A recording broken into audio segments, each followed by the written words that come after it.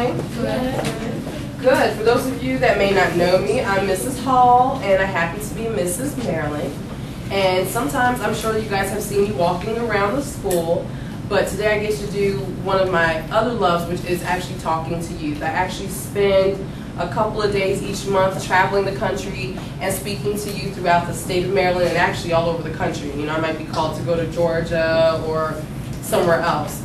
So I really enjoy doing this. I spend a lot of my time doing it, and it's one of the things that I really enjoy doing. Now, let's just jump right into it. Can everybody repeat after me? Say, success is intentional. Success is intentional. Can somebody tell me what the word intentional means? Yes. On purpose. Success is intentional. What do you think that means? Success is intentional. You already know intentional means on purpose. Go ahead. That to get success means success, you have to work for it.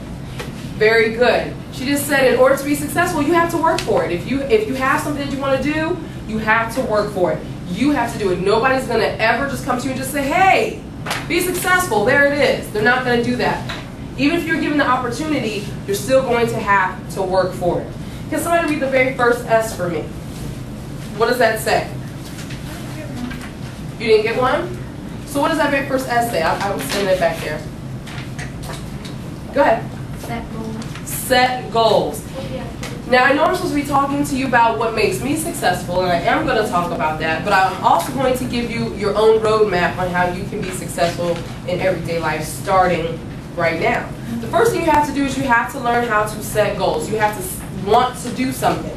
So set a goal. Last year I wanted to be Mrs. Maryland, and I set out to do it. I started eating right, I started working out, I started practicing my interview, I got my clothes together, and so when the pageant time came, I got on stage, I strutted my stuff and felt like I was the very best, and luckily I walked away with the crown. So I set my goal. That was one of the goals that I had last year. Can somebody tell me, what does the U say? Anyone. We can all say it. It's okay. Use your resources. A lot of times you have to use the people that are around you. For you guys, who are your resources? Your mom. Who else? Your dad? Your grandmother. What about here in school? Teachers. Teachers can be a resource. And also any other caring adult in your life can be a resource. It kind of really depends on where you're at the time, right? So for some of you guys are with me in our empowerment group. I'm a resource for you at that moment. So sometimes you have to use your resources in order to accomplish your what? Your goal. Can somebody tell me, what does the C say? The very first C. Create healthy. Create healthy friendships. Can everybody say that? Create healthy friendships. This is so important. If you have somebody that you're hanging around who is not focused, they don't care about their schoolwork, it's going to be very easy for you to feel like you can slack off on your schoolwork. I mean, haven't you guys ever seen that? I mean, even if it is with yourself, you can just shake your head, yes, you've seen it. I know that you guys have probably had really close friends, and they started hanging out with other people, and their whole attitude kind of changed. Have you guys ever seen that happen? Well, even if it's not within your schoolwork, you've seen where their attitude changes. So if your attitude changes, the way that you act, the way that you behave, the way you treat other people can change, then clearly, if you're in class and you're doing your schoolwork, if you're surrounded by people or unhealthy friendships, it's going to be very easy for you to slack off on doing something with your work. Somebody tell me, what does the next C say? Connect education to life. Connect your education to life. You can't do anything without being educated. You have to be educated on some level. Obviously, right now, you guys are in middle school. You need to be educated for this moment so that you can get out of middle school and go where? To high school.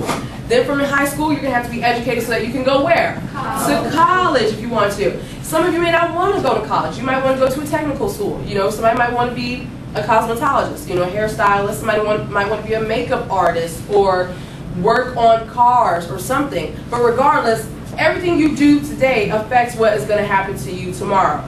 Okay? So when I wanted to connect education to my life as an actress, I actually was in college. And originally I wanted to be a lawyer. But as I was going to college, I said, you know what, I've spent 23 years performing. I'm 28 years old. I've been performing on stage since I was 5. And I said, you know what, I really love performing. This is something that I love to do, and I want to do this with my life. So I decided to switch gears, switch my focus, and I got a degree in theater. And I also got a degree in Spanish because I love the language, and I've been learning how to speak Spanish since 8th grade. So I got my degree in theater.